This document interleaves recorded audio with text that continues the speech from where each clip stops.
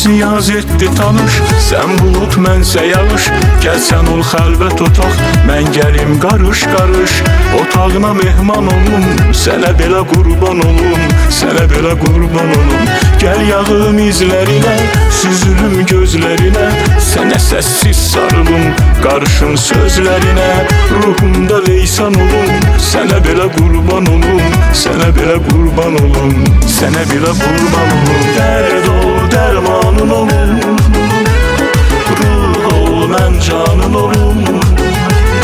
Əksini gözümdə çəkim, hey baxım heyranın olum. Sən dedin sultanın olum, bir ömür cananın olum. Ölüncə sən o yanımda, ay sənin qurbanın olum.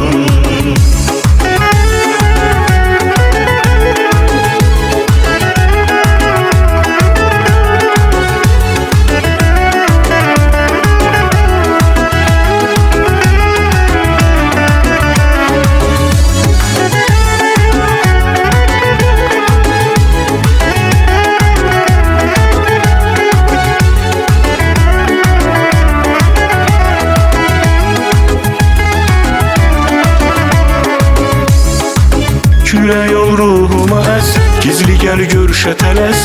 Küləyində ətrini hiss eyləyim hər nəfəs. Yoxluğuna düşman olum, sənə belə qurban olum, sənə belə qurban olum.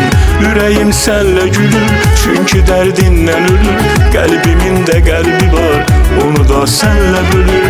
Qoyma mən peşman olum, sənə belə qurban olum, sənə belə qurban olum, sənə belə qurban olum. Dərd ol, dərmanın olum, ruh ol, mən canın olum. Əksini gözümdə çəkim, hey baxım heyranın olum.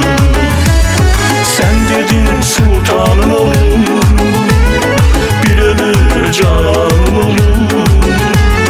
Ölüncə sən o yanımda, ay sənin qurbanın olum.